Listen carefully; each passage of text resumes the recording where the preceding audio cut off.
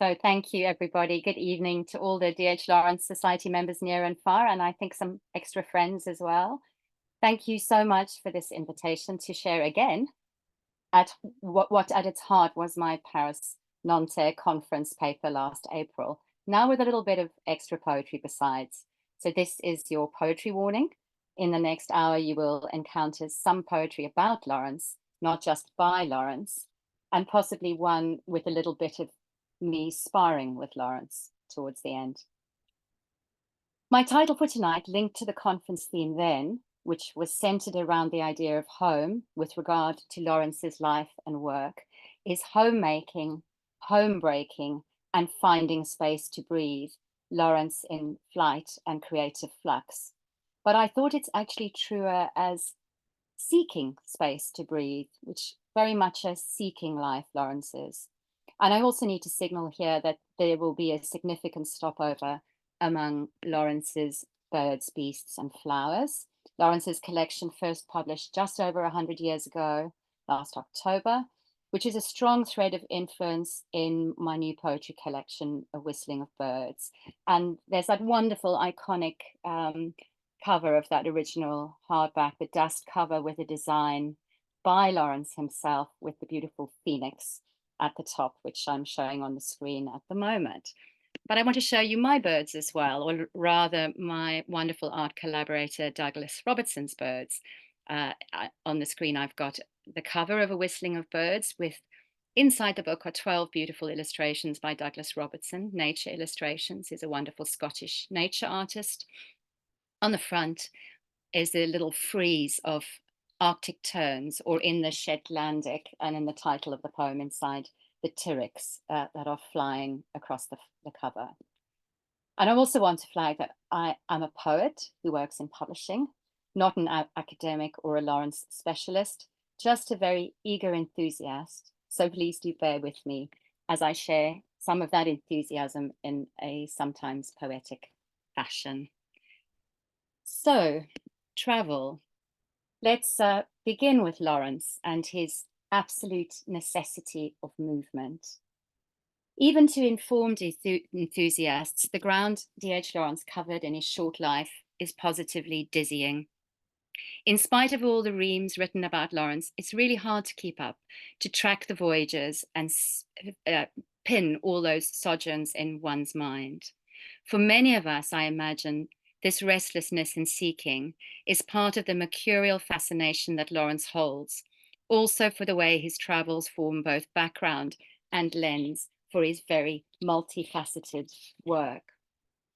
I've been thinking a great deal recently about how I've crisscrossed the map to some of the places where Lawrence lived and wrote, beginning with my first visit to the Birthplace Museum long before I was a society member or knew I would be writing poems with a link to Lawrence. And I've often used his own travels via Keith Sagar's calendar of his works, or Peter Preston's chronology, or the letters, or Nell's, as a prompt to my own travels when my husband doesn't catch me out in realizing that I want to go to a certain place because it has a Lawrentian link. Aldous Huxley wrote in his introduction to his 1932 selection of the letters that to be with Lawrence was in itself a kind of adventure, a voyage of discovery into newness and otherness. And perhaps that's what keeps all of us here at it, voyaging, trying to keep up. Comes over one an absolute necessity to move, he famously wrote, the movement almost incessant as he sought and rejected habitations, the dreamed of yet impossible Rananim of Cornwall, which also rejected him, the ash-grey coffin of England, squeezing out creative breath and life with censorship and censure, the East a dead letter and Europe moribund, as he later wrote, the fading hope of yet another utopia in Taos, and so close to the end, his letter to Maria Huxley from the Ad Astra Sanatorium concluding, this place no good. A hard journey to the stars.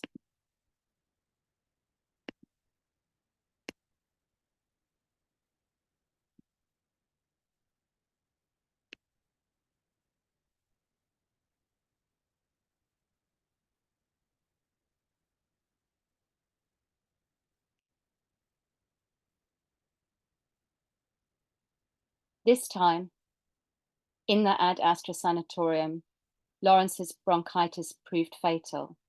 He did not make it to a reviving Eastertide as he had before. No earthly phoenix moment this time round. And, ad astra to the stars, at the setting of this passionate sun lover's life, you couldn't make it up. And I could hardly believe it when I first encountered the sanatorium's name in John Worthen's biography, Life of an Outsider, which I was incidentally yet fittingly reading in Sicily, though in Ragusa, not Agrigento or Taormina. And John, I came across something I put on Facebook in December 2013 with a picture of the paperback that I was reading, or had just finished reading, New Year, 31st of December, in which I said I didn't expect to be quite so moved by the end of a known life. Sic itur ad astra, thus one journeys to the stars, says Virgil in the Aeneid, also speaking of the desire to pursue the hard to reach stars. And it all seems so terribly apt for Lawrence, lover of the long way round, putting in the hard yards, through necessity, choice, or just sometimes sheer bloody mindedness. But what heights he reached in that short, intense, and challenged life. Traveling extraordinary distances geographically, socially, and culturally for his times in a way that has an enduring impact on ours. Time and again, I realize when delving into the biographies of great artists and writers, how many have had the privilege of class advantage, home comfort, and leisure time to pursue their art, and some also family money to fall back on. Opening a copy of the Wordsworth edition's complete poems, I see David Ellis in his introduction reminding readers of how rare a working class background was among great English writers up until Lawrence's time. And I wonder how many low-income writers, without Lawrence's blazing courage, discipline, and perseverance, and supportive friends, wrote great work that would never see even the faintest glimmer of publication. But Lawrence's very restlessness, his self-confessed itchy feet and impatience were also factors that helped him scale such heights and range so far. Homemaking, home breaking, and space to breathe. D.H. Lawrence was a man who never owned property, living with his wife Frida, who left her home, husband, and children to be with him, in a sequence of hotels, rented houses, loaned or subsidized properties around the world. I think of all the many photographs you see of Lawrence in front of a different facade or a different tree or a different place, rather than one particular place associated continually with him. Wherever he went, he was the one who was the house-proud homemaker, scrubbing the floors on moving into a new house, sewing, patching, painting, constantly sprucing things up. The tactile immediacy of cooking and cleaning, as well as swiftly assessing and describing the places he found himself in, were his ways of nesting and settling, albeit temporarily. He cooks and cleans and scribbles his way into relative comfort. I got the blues thinking of the future, Lawrence wrote in 1912 from Germany to his Croydon schoolteacher friend Arthur MacLeod. So I left off and made some marmalade. It's amazing how it cheers one up to shred oranges and scrub the floor. Ever sensitive to color and scent, one can see how the shredding of oranges would give Lawrence an olfactory, visual, and emotional lift, and what satisfaction he would then take in recounting this to his faraway comrade. Activity, ordering, and making something with a swift, sweet outcome with an added vignette to share in a vivid letter, proving an affirmative therapy versus the blues. Certainly a great deal quicker than waiting to hear back by post from some distant magazine agent or publisher. And there's the quote from Arthur MacLeod. As a poet, it's perhaps unsurprising that my favorite volume among all his works, and one of his finest, is the outflowing of his savage pilgrimage of the post-war years, the collection Birds, Beasts and Flowers, published in October 1923, just over a century ago. The poems are suffused with scent and color and light, his full sensory attentiveness given to the new landscapes he was traveling through, pausing now and then and for a time in the hope that this, yes, this might be the place. I was a foreigner in transit myself when I bought a second-hand Penguin copy, paperback of Birds, Beasts and Flowers from the wonderful Minster Books in York. And on flicking through, I was immediately enticed by the italicized place names at the bottom of certain poems. The idea of Lawrence noting this tendril of locational detail on the page when the poem was done. Back then, I had no idea where either Taos or Taormina actually was, but I was fascinated also by the T-A-O, Tao name linkage, which I later learned that Lawrence himself had commented on in a letter. It was nice to discover that when you feel like you're thinking with a writer somehow along the way, also that there's nothing new under the sun. In due course, I set out to discover more, both in the pages of books on Lawrence and also sometimes in the places themselves.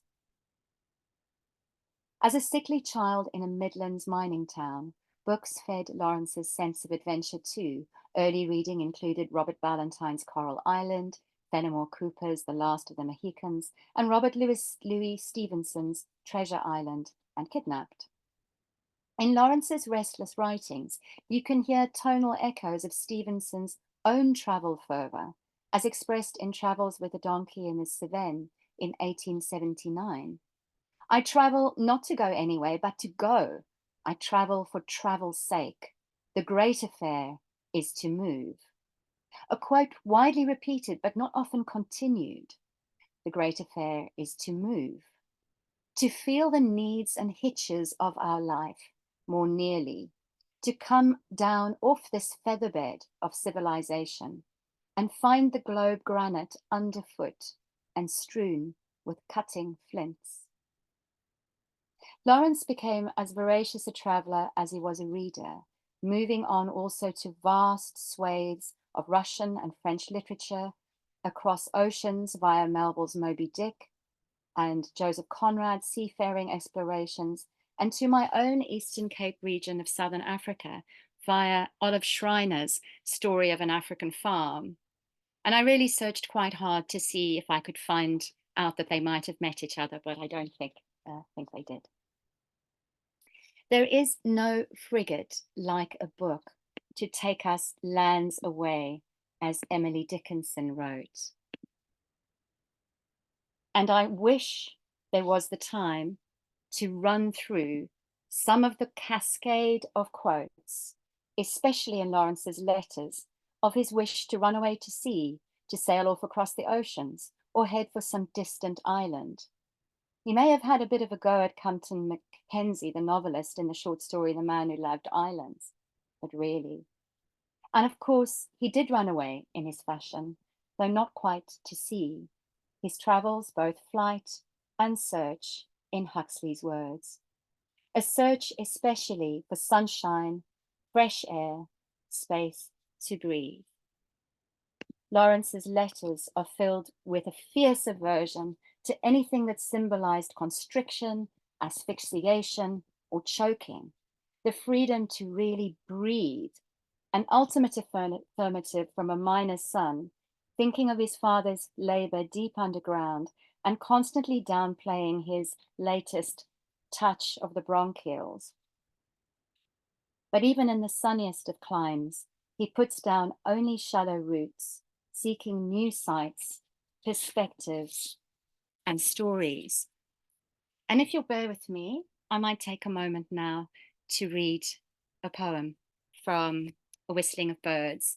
And the very, very first poem in the collection is called Larch Fog, and it's dedicated for D.H. Lawrence.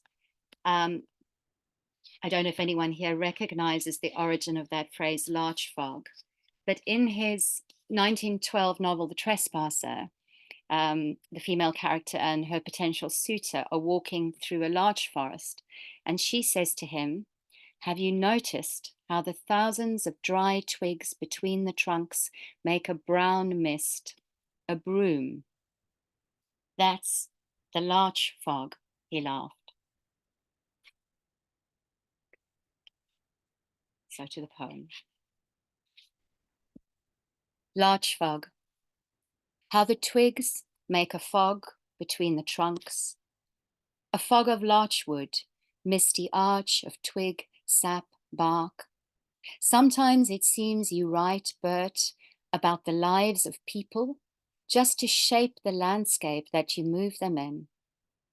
Lovers and trespassers in the haze of exploration, sun-seared beach days, blissful, tree-blessed, love-hate, leaf-enfolding light and shade. All that your eye seeks, probes and proves and names, your generous hoard of living names, is not just so much backdrop, but the kernel and the juice of it. Pheasant, gentian, campion, each ink stroke makes them new, anew again, when they and we are gone. Catkin, stitchwort, celandine, haystack, lime tree, violet, the cyclamens, the burning sun. With D.H. Lawrence. The poems completed for Birds, Beasts and Flowers in Italy between September 1920 and March 1921 are particularly redolent with sensory and sensual detail. Let's say that again, sensory and sensual detail.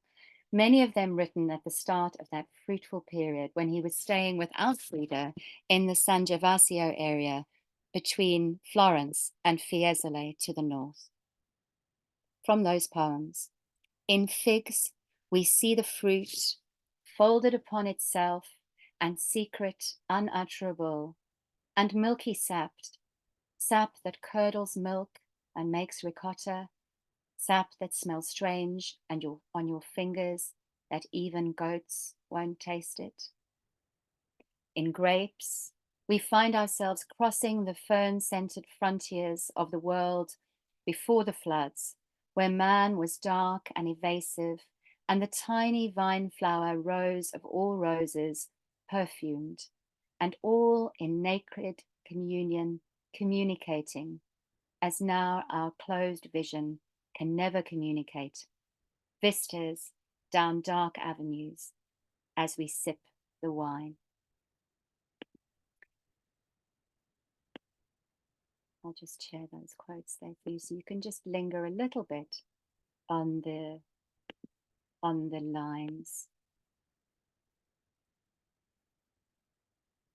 from figs and those lines there from grapes.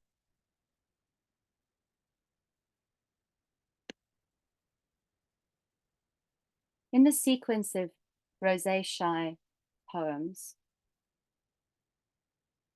are Lawrence's encoded allusions to his secret, unutterable, sensual time with Rosalind Thornycroft Baines, as further referenced by Hugh Stevens in his 2022 modern philology essay, Encoded Confessions, D.H. Lawrence's Secretive Fruits.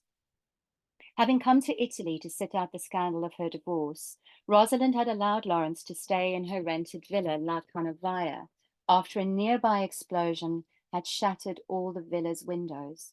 She moved up to the Villino Belvedere in Fiesole with her children, while her wandering guest camped out in the damaged house.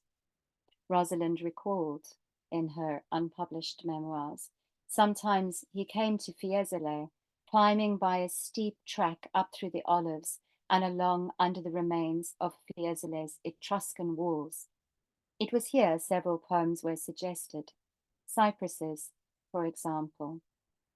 She deflects attention here, in her account, from the more personal and sexual poems inspired by their liaison, which Lawrence signals, as in Grapes above, that naked communion communicating as now our closed vision can never communicate, the evocative dark avenues and fern-scented frontiers, also with, I believe, the idea of magical invisibility conferred by fernseed, the hiddenness of their undeclared relationship. We have the receipt of fernseed, we walk invisible, as Shakespeare writes in Henry IV, Part 1, Act 2, Scene 1. There is a beautiful free flow to the poems in this lush, defiant, and argumentative fruit section that gives them a particular vividness and power, as opposed to some of the later, more labored poems in Birds, Beasts, and Flowers, when some rather meandering ranting is sometimes tacked onto what I feel is ramshackle scaffolding.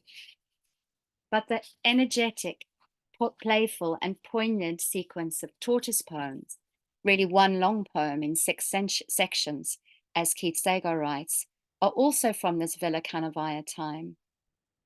These were published separately, first in the US as Tortoises by Thomas Seltzer in 1921, and then included in the Fuller Birds, Beasts, and Flowers in 1923.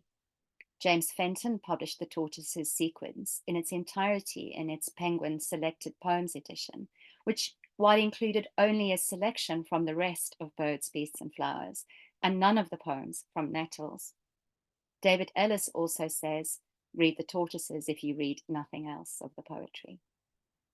These poems show a close and sustained attentiveness to the characteristics of the real tortoises in the garden of Lawrence's temporary dwelling at Villa Canovia, with a fully felt identifying, indeed inhabiting anthropomorphism, resulting, with the best kind of poetic surprise, in superb poems of sex and loneliness.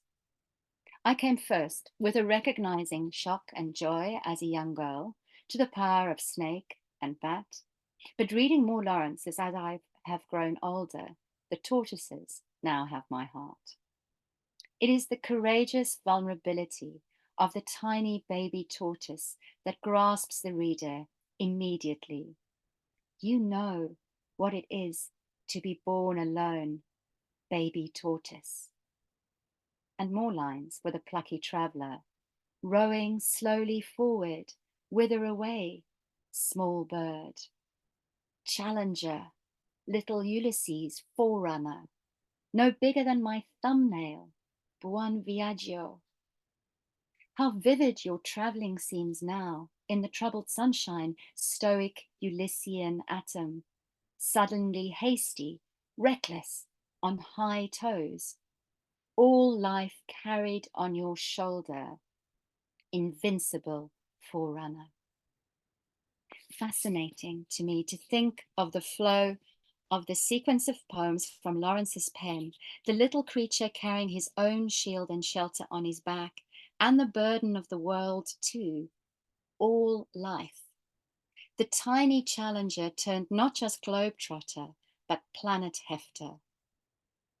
I can't help but see the groundbreaking novelist's fierce sense of creative, even prophetic identity and vocation in that sense of being a forerunner, challenger, world bearer of heroic proportion. Several other poems echo that aloneness and individuality, Born to Walk Alone, Forerunner, and the poems about sex are powerful and moving too, though there is a lightness of touch and moments of surprising conjunction and humour throughout. And I'll just give you again a little glimpse of the tortoise lines. There's that rowing slowly forward, whither away, small bird. And that little Ulysses, stoic Ulyssian atom.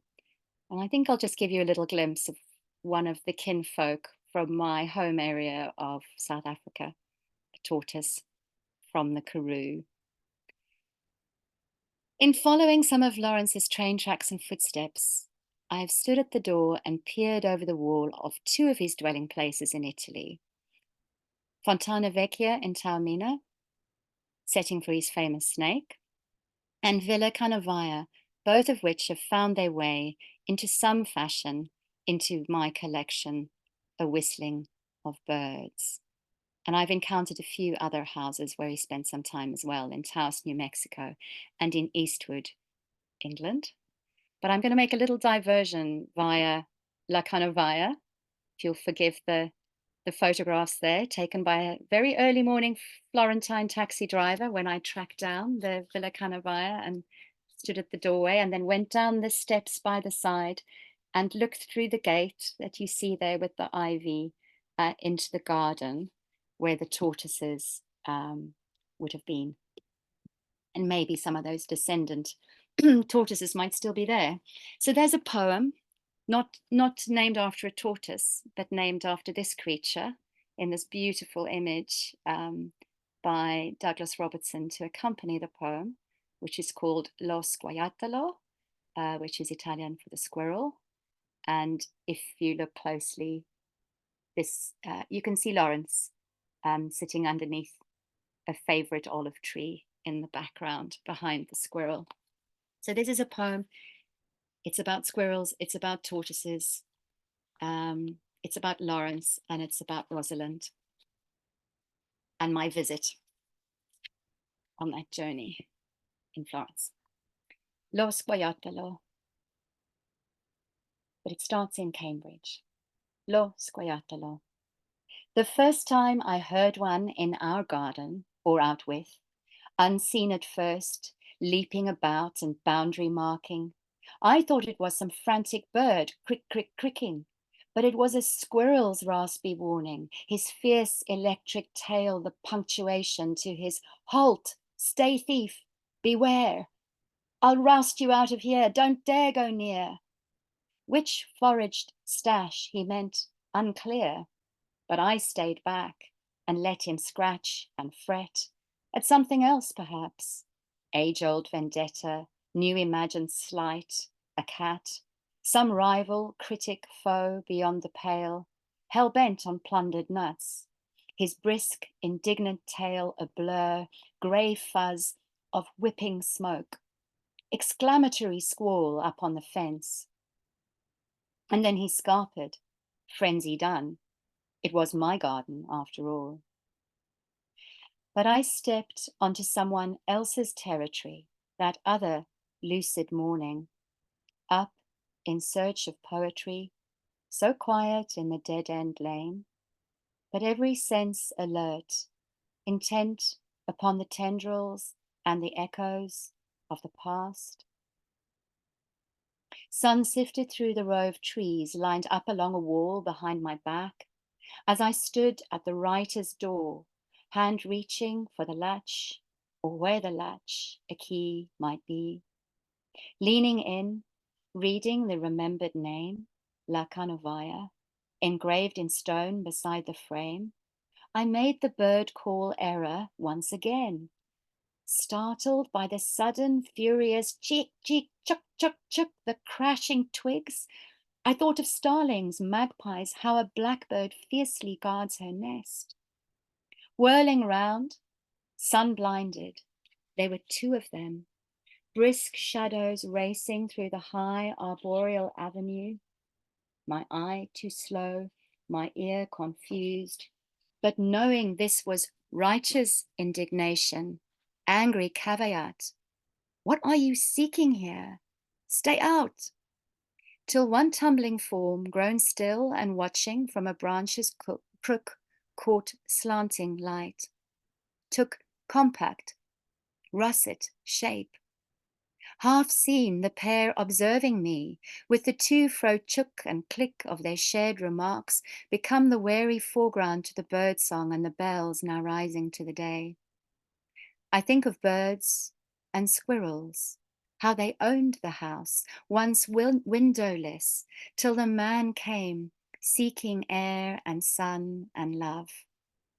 How the bells propelled him as he climbed the slopes, the olive groves, up to Fiesole, with gifts for her girls, duckling, salamander, splendid curiosities, and their own, careful explorers in the ruins of a wounded century on the borders of the new, making brief and intimate escape. A feast of figs, late summer's yellow roses, sorb apple time, and a surge of words for after harvesting. Though I am empty-handed here, listening for another scurry in the glowing leaves, peering through the back gate's ironwork to see, are there more shape-shifting guardians here? Perhaps the garden's ancient carapaced inhabitants still make their stubborn way with the short-lived and yet still returning shades, observing how the seekers come and go, trying to pin things down. The tangled foliage tells its silence and the snare of history. Take care. There are no photos of the roses here, only the scantest scratchings, cries, and claws of tender, fumbling tortoises. For Rosalind and Lorenzo, Fiesole and San Gervasio, Firenze. So yes, following Lawrence around the world and through the language, all those places. But of the iconic things I've seen that Lawrence's hands have touched, two I've encountered have struck me as particularly resonant. One, now in the Birthplace Museum in Eastwood, is that essential symbol of travel, the well-worn traveling trunk lugged around the world, the separate shell for the few essential worldly possessions of a restless and frugal man. In contrast, his beloved pine tree outside their little cabin on the Kiowa Ranch is an emblem of living rootedness, and as described by Lawrence, also a source of great inspirational power, an immense and creative life force. A force that through Lawrence led Georgia O'Keeffe to paint her striking, upwards-looking trunk and spreading branch view of what she called the Lawrence tree.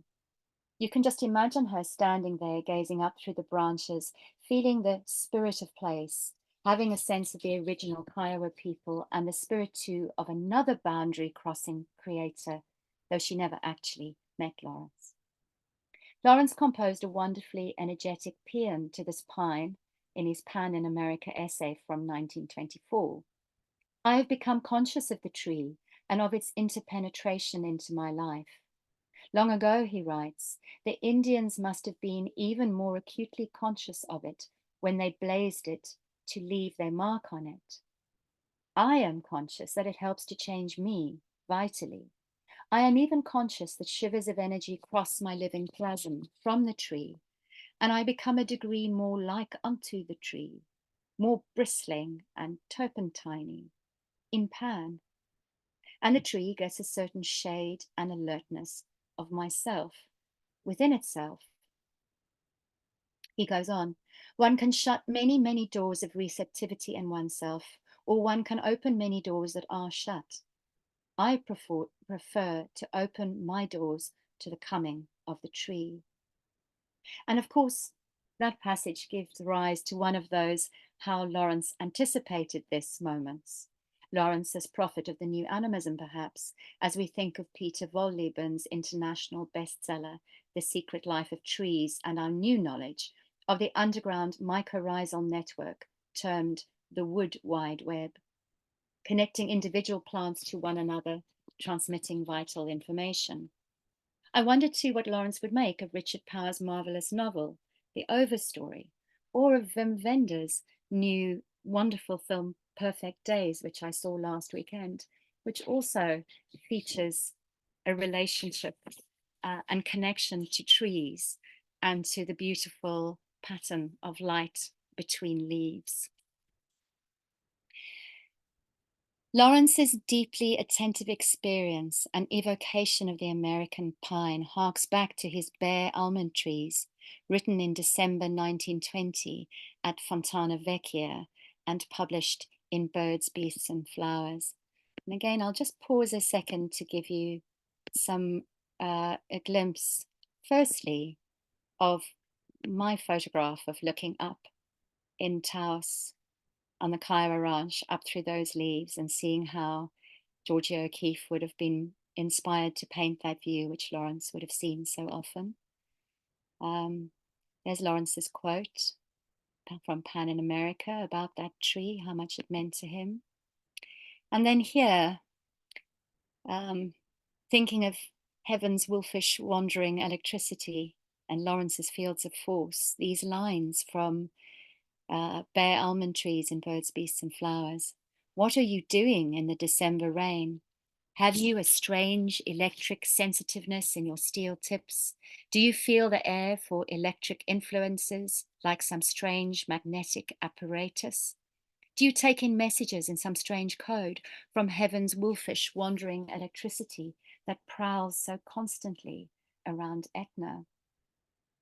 That lovely, long-limbed, loping, prowling, wolfish, wandering line of Lawrence's, the energy and form that speak so clearly of the influence of Walt Whitman on Lawrence, who too goes singing the body and the world electric all around the globe.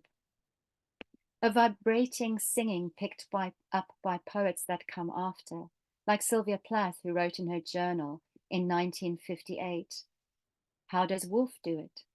How does Lawrence do it? I come down to learn of those too. Lawrence, because of the rich physical passion, fields of force, and the real presence of leaves and earth and beasts and weathers, sap rich. Her husband, Ted Hughes, was also inspired by Lawrence, a working class writer who was close to nature and included bare almond trees in his Learning to Think chapter of Poetry in the Making, sandwiched between two of Ted's own poems, which strikes me as a kind of literary wrestling match on the page. We are transmitters, as Lawrence wrote in the poem of the same name collected in Pansies, though less finely expressed there than through his earlier magnetic almond trees. A transmission I felt too as a poet 18 years ago, when my copy of Birds, Beasts and Flowers led to the beginnings of a slowly blossoming poetry project and art collaboration. But that is a different story. I'd love to take you back to Taos to see Lawrence through the New Mexico Birds, Beasts and Flowers poems as the east and eastwards trotting homeless dog and red wolf, and again to the trees in autumn at Taos, which I have spoken about in this society forum before, a fantastically evolving image cascade, image and imagination cascade, as Lawrence and his pony move through the landscape, and we, the readers, move through that outing with him, a rich and vivid thought journey, thought adventure. Do go find the poem and go on that journey yourself later, if you can. Baby tortoise, wandering wolf, man on horse in forest, the movement and dynamism in the poems, in both subject and form, is part of their spontaneous charm. This is Lawrence as both place shifter and shape shifter in direct contact with the elemental life of the cosmos, mountain life, cloud life, thunder life, air life, earth life, as he writes. I'd also have loved to have talked about the kind of home that Etruscans came to symbolize for Lawrence, the sense of interplay of arts and music in Etruscan life, along with the closeness to the birds, beasts, and flowers, as suggested by the artifacts and murals he encountered. Huxley also wrote that Lawrence loved that the Etruscans built in wood, not oppressive stone, like the Romans. Lawrence was all about flux and quest, not systematization and conquest. and he seems as far from Roman Empire pomp and splendor as one can imagine. It seems it was much more important to Lawrence that his writing found a home in publishing terminology, albeit with various publishers and with no small degree of struggle than he did. In his introduction to his wonderful book, Flame into Being, Anthony Burgess writes that Lawrence was fulfilling the writer's right to live where he wishes, so long as he can get on with his work. Ask a dozen writers when they feel most themselves, and I suggest that a large proportion of them will say, if they're honest, when actually writing. Seamus Heaney speaks of poetry as homeland, and in Microliths, translated by Pierre Joris, Paul Celan said, the poet's homeland is his poem and changes from one poem to the next. The poetic term stanza means, of course, room, but Lawrence seems happiest when not room-bound, but on the move, especially outside, in touch with nature. There is, of course, another iconic tree in Lawrence's life, immortalized in a photograph from Italy. The olive tree, against which he is also depicted sitting writing, knees drawn up to his chest. He may have made the wooden chair that stands on the porch at their Kiowa ranch home, but seemed to prefer close contact with the living wood outside when the weather allowed, as both working and thinking place. So here's that famous photograph. An eminent Irish poet said to me recently, I've always wished I could be Lawrence under his olive tree, writing non-stop. And natural he was in every way. And here we have Doug Robertson's echo with that squirrel of that image of the olive tree. And for my part, I have never seen Lawrence more at home than in that image, a place where nature and art combine. And I'm going to finish with a very short poem at the end, which is my sparring poem with Lawrence. It's called And a PS for DHL, and you will recognize the opening lines from Birds, Beasts and Flowers. It's just to be accurate, it comes from Peach, the second poem in Birds, Beasts and Flowers. One of those that's written like pomegranate in San Gervasio, near Florence. And a PS for DHL. Would you like to throw a stone at me? Here, take all that's left of my peach. Yes, there's a fair few things I'd like to lob. Peach pit, apple core, pomegranate, hole. A book or two. Those poor women in love, your crawling, sprawling birds and beasts. I'd save the snake and bats, but bury you in bursten figs. Stuff your mouth with almond blossom, shut that bitter ranting up.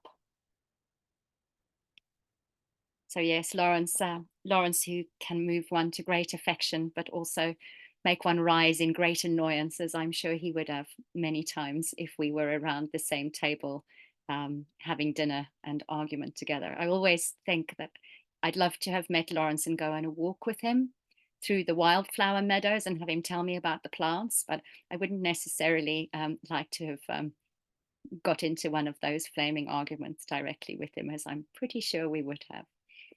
And on that note, I just want to thank you so much for listening so attentively and coming, and for the chance to give this talk and share these poems with all of you. And I really, really welcome all your comments and questions as we go into the question time.